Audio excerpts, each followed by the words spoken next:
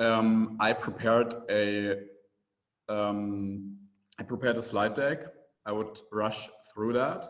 Whenever you feel that you want to interrupt me and ask questions, feel free to do it.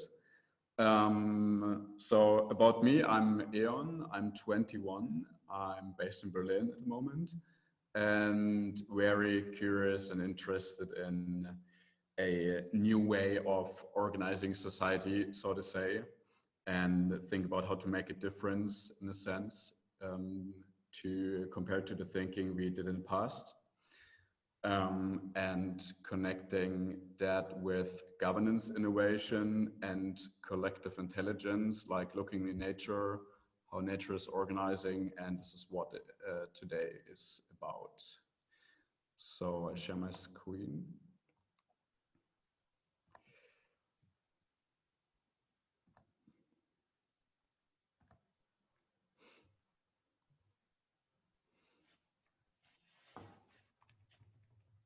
Sorry.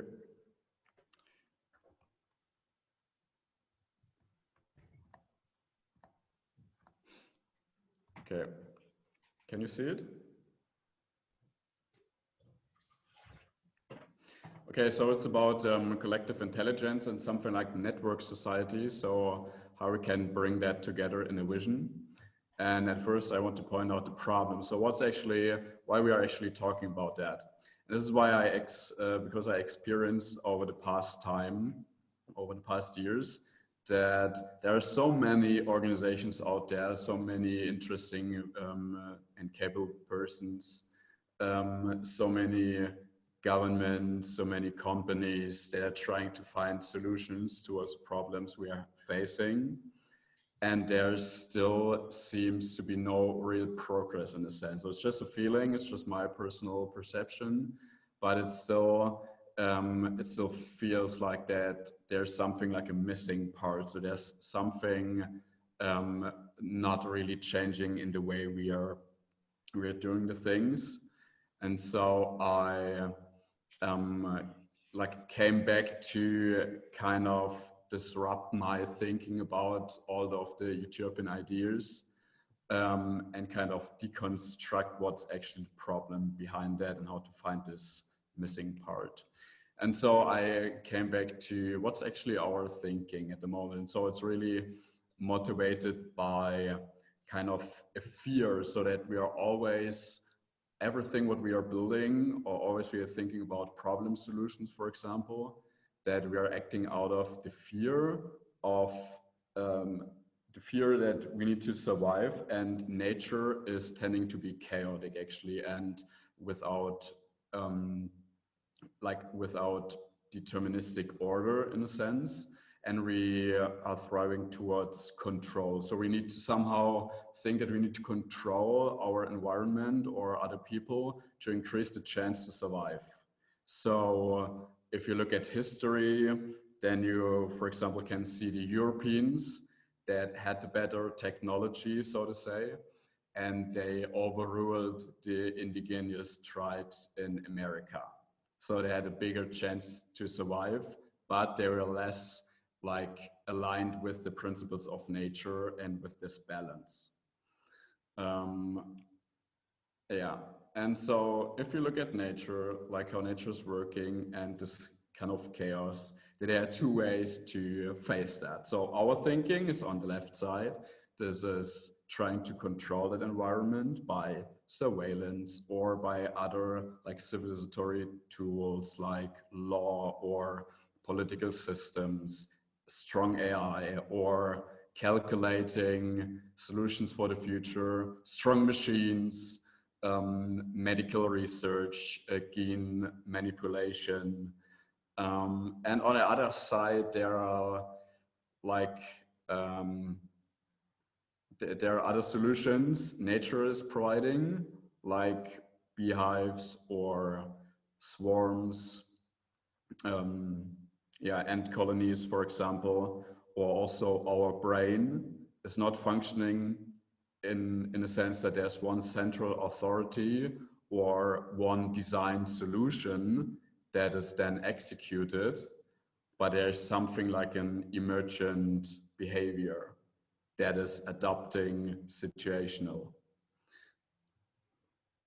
So what we've done is create a lot of abstraction layers, like all of the legal systems, for example, we have, or political systems, economy, science, and also, yeah, our thinking is based on that. And the problem here is then that we actually can't design complex, like the outcome of complex systems.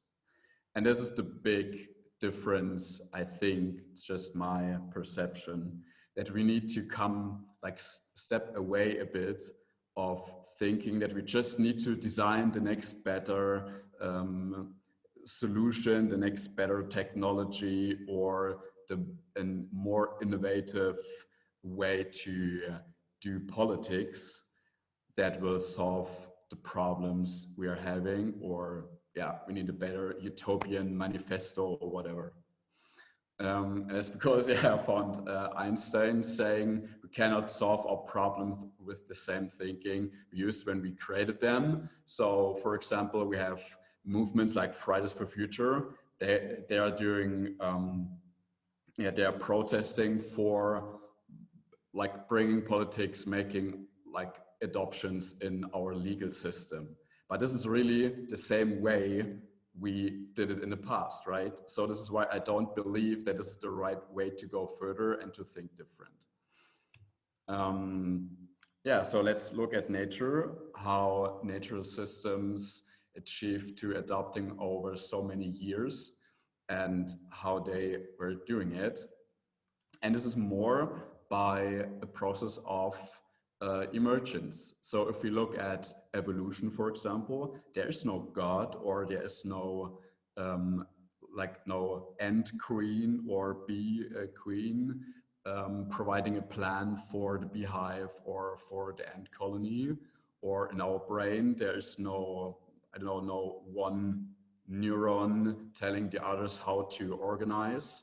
There's only this interaction, and by interaction, there is somehow a emergent property. And what emergence actually mean is that in a systems hierarchy, the upper layer cannot be foreseen, or is not deterministic and can't calculate it by its particles. So the meaning of the word emerge, as you can see on the picture, is not you're not able to come to this meaning by just looking at the E, the M, the E, the R, the G, and the E. That's not possible. So this is the principle behind that.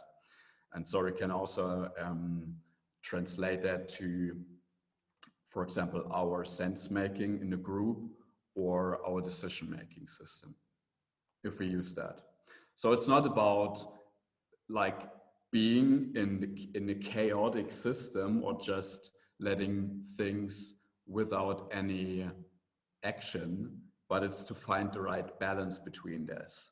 So maybe as an approach for an organization, not having one person or one design team designing a product or the outcome or whatever, or making a decision, but enabling a process, like designing just a process for a group to then being able to come up with, say, a super intelligent solution in the end, but which is not controlled upfront. Not like the outcome is not controlled upfront. And this is a really hard thing to do because of our like biases, our confirmation bias, our authority bias, for example. And so there are many requirements. I divided it into individual, what's the preparation for an individual, and for a group, or just a collection of individuals on any scale. And for an individual, it's very important to have a strong confidence. So to not, for example, or to face your trauma, for example, that you're not making stupid decisions or want to get listened on your opinion because you think that you otherwise have no stake or no meaning. Then it's also important to have a good awareness. And this also goes with the third one, prudence, that you're able to sharpening your senses and to be able to listen to, for example, the needs of your peer group or perceiving your environment in a very sensitive way. Then the fourth part is reflecting biases. I mentioned that. It's knowing about your given programming, like your how your brain is programmed in a sense, and being really aware of that, because it's super toxic if you're in a confirmation, like trapped in a confirmation bias, and you're not able of uh, to break out of your thinking patterns, for example, and come to better solutions. The solving path is learning to solve your path dependencies. So because we have like, because of our parenting or the environment, the narrative we learned, we are really much into a certain truth, so to say, but maybe it's not, say, the right truth, right? So we think, for example, democracy is a good thing, but because we confirmed it over and over and over, and yeah, it's just that we should learn to like deconstruct this way down. We can also speak about it more in more detail if you want. Compassion and humility is also really important to be able to, for example, not want to be the best, smartest person now ruling the design or ruling the outcome of a decision or of a process, because it's really important also for the diversity on the other side for groups. So now we're coming to the group. Diversity is a very important thing to have if you want to let collective intelligence emerge. Otherwise, you have the problem that you will also get trapped in a group, because there's like in a group opinion, because there's also the tendency, because of our social programming, that we will tend to have one like aligned opinion in a group over time, and to keep the diversity and the reflection is very necessary to design for. Self-organization is means that you have no central authority ruling that. So it's about yeah, it's also about the diversity actually. Trust and communication goes together, because it's really important to be honest and to, for example, have a good culture of try and error, so that people not feeling uncomfortable um, with stepping up and telling, for example, when they made a mistake, or if they have a problem. So it's really important then you trust each other to be kind and to collaborate. Aggregation is very important to come up with a aligned decision, because diversity and self-organization is meaningless if you cannot if you cannot make decisions in a group, then you're kind of not strong together. And as well, purpose alignment is important, because if you just have diversity, then you don't have a common goal you can achieve. Openness, as the last point, means that you're especially open to other opinions and to maybe change yours. This is a part of diversity. And more important, to be open for the outcome and to trust. And this is the difference in thinking, though, that you trust that in this group process, also if you don't control the design and control the outcome in the end, that there will something great happen. So one practical part, I'm showing one for individuals and also for group. So one practical part to train that, especially the part of confidence, awareness, and humility, is to really going into nature for a couple of days. Just a suggestion, and without anything. So without any distraction by social media, even without any comfort like campfire or food or having a book. So really just going there, sleeping under the sky, and experience that impression. And this will change something in your mind, I can promise. And because you can't change the way you think by just thinking about, it's really important to, or you always need external reflection. So this can be done by group interaction. I propose something for you as a practical example. It's from the Liberating Structures toolsets, very interesting. You can find there 33 methods to have huge diversity and a very good sense making for groups. And one is the 1, 2, 4 all sense making process or solution finding process. And here you need one facilitator, it can be you, and you're telling about a problem or a question or a solution you want to find. And the first thing is that for 1 minute, everyone in the group needs to think about it on her or herself. Then they're coming together in pairs and talking about it for 2 minutes. Then in groups of 4 for 4 minutes, depending on the group size, and only in the end coming together in a circle and presenting the outcomes. And this will prevent 2 things. And this is, for example, the confirmation bias, that you're kind of having one idea, or the framing is maybe a better description, that you have one person making the first or telling the first opinion, and all the others are biased and framed by this first one. And you also prevent that you have in a circle just one person stepping up and overwhelming all the others because he or her is more dominant. And so it also ensures the engagement of each individual. Yeah, so to describe it in this kind of visionary part, I also did it before. It's how it's actually possible to use that for our societal organization. I mean, this is one idea of mine. Maybe it's also not good to tell that because it should emerge such an idea, but it would be a way to use, for example, decentralized infrastructure like blockchain and cryptocurrency that are independent from central banks, also encrypted communication and smart contracts for fund management, to then, on the other hand, use those methods I spoke about and to coordinate in small groups and make decisions and try that out.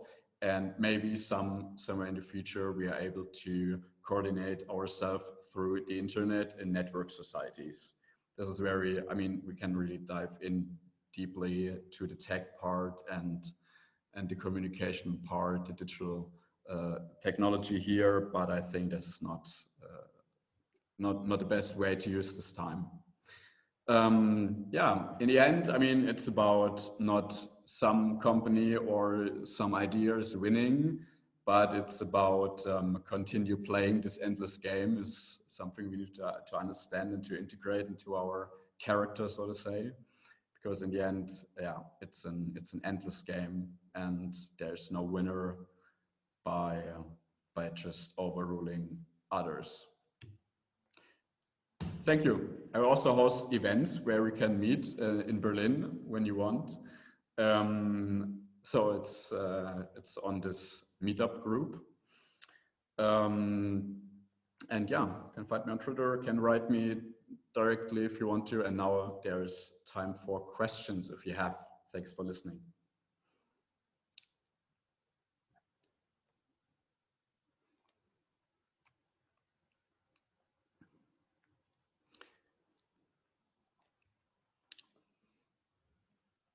Are there any questions?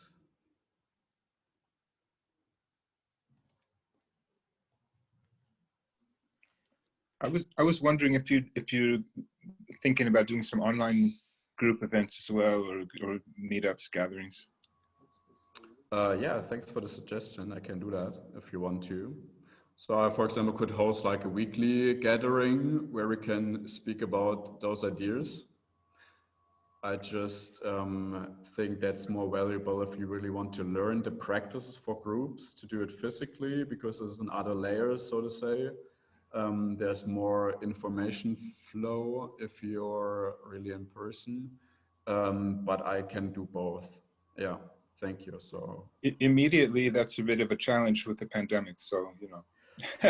I mean, it's still possible or already possible to meet in for events like with 50 people, I think. Sure. Well, even smaller, even more intimate, I mean, different scales, but yeah, I would love to be involved. Check it out. Thanks. Yeah, am I correct in thinking that that what you're describing is basically a set of what you consider to be best practices for facilitating emergent phenomena in social contexts? So it's about the balancing of so it's about the balancing of what should be designed and what should be the more like undeterministic part that should not be designed. And so what I'm interested in is exploring how to provide this kind of space where then a group of people can come up with, say, better solutions or be able to come into the super intelligence. This is what I want to optimize for and what I would love to provide for groups to come up with better decisions and better sense making and better adoption to complex environments. In real-time processes? Yeah, that's an interesting question. So there are like both sides actually. So there's kind of the opinion that you have actually only real swarm intelligence or collective intelligence if you do that in real time, in a real-time interaction. On the other hand, it's not possible sometimes. So it's broad field. So there are also technology, like methods or techniques to do that asynchronously. Yeah. So not in real time. It's also possible. Are you interested in participating in the pursuit of technological approaches to try to make such things scalable and supportable, automated? Can you describe it a bit more precisely? What do you mean by that? Well, we're working in the space of trying to support scalable collective intelligence using facilitated by software techniques. To be honest, it's just my opinion, but I think because technology and the technical solutions are only or have the properties of what we as human systems are doing, I think it's too early to like build tech solutions for that. So I think at first we need to achieve that in a human system, like or in a human group, and then one thing would be that out of this group process, this group will then come up with ideas how to scale it. You know what I mean? So it's really to really repeat that this is the way of thinking I would love to try, because this is a different way of thinking, that you not try now as say one company or one person to design such a tool, but to provide a space that a group can come up with a solution. Maybe it's not the right way, so maybe it's in this super intelligent process, they will come up that it's not a good idea even to make these processes scalable and using digital technologies because of the limitation of the communication there. So you don't know. So I really just want to provide the space and not making those decisions on my own as a designer. Mm-hmm. Is it your suspicion that one of the deep requirements of a technological solution or platform to host emergent collective intelligence would be evolutionary qualities? What do you mean by that? Well, does it seem to you that having evolution supporting facilities in a technological platform would at least be one of the absolute requirements? If you mean by evolution, this kind of emergent process, right? So it's actually the same.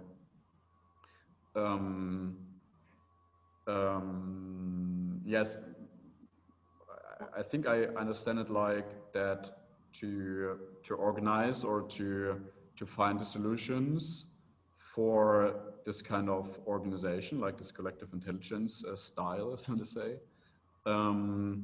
It's not about the tool. This is something I'm really convinced about. So it should be possible with a piece of paper or even without, and Of course.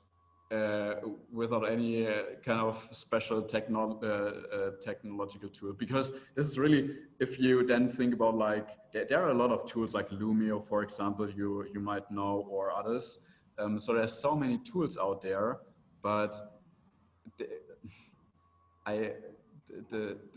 thing is that it's also kind of this abstraction, right? So it's also the try to control this environment by one solution, one perfect solution.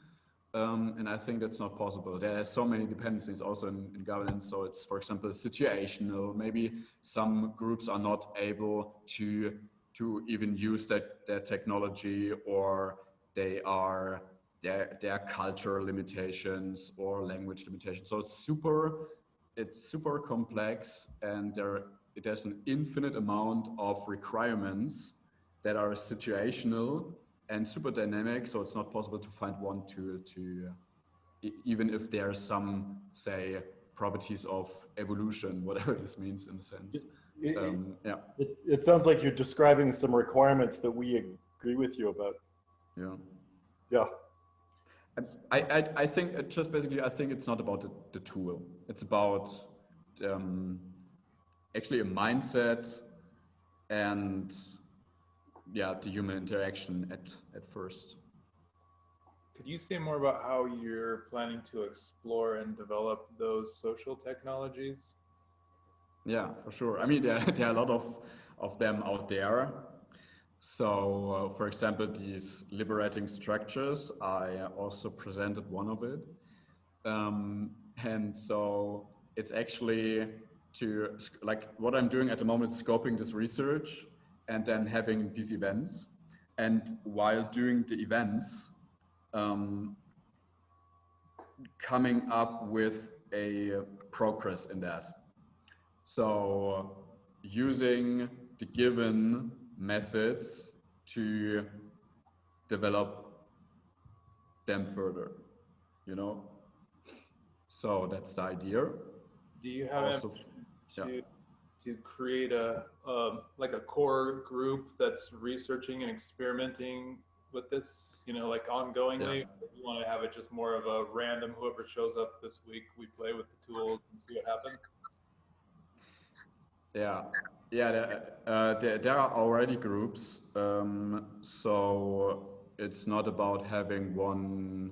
I mean, Lauren, for example, with the Collective Intelligence Network, I think they're providing kind of a community. Also, what you can see here, this DGOF, can you see that? Like the last of the URLs in my slide deck. DGOF is standing for distributed governance. It's coming from the distributed infrastructure part, like from blockchain, how to govern an infrastructure that's belong to nobody or to everyone, how to do that. So this community is in the research for that. So I'm just providing it on my own at the moment. I'm really in the beginning, also with the meetups, and it's I have nothing like a foundation or anything planned. I have a quick question in regard to patterns and or mapping. You didn't sort of mention those specifically, but what role do they play for you within your process? I didn't get the last part. Sorry, patterns and or mapping. I'm just curious if you used them or how you see them and see their role. What do you mean by mapping? Mapping the tools or the methods, or what do you in mean? general, you sort of as a meta approach or within the process of sense making, for example?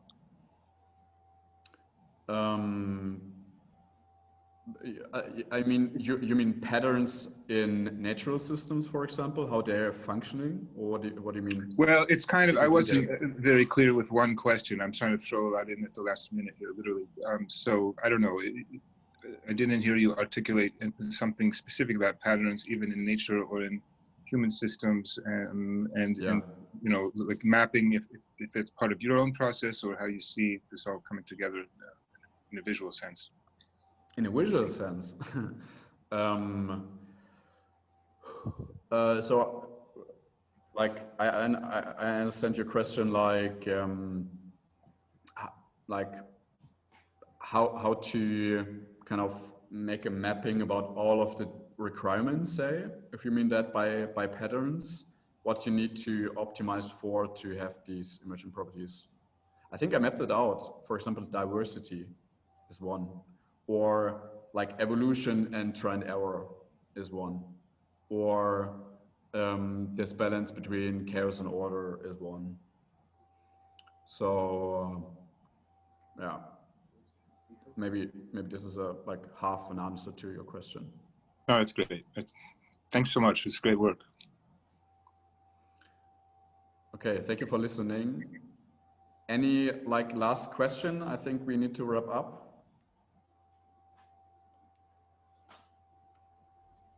I can just mention, because I'm working with Lauren Mignon, and it's a collective intelligence collaboratory.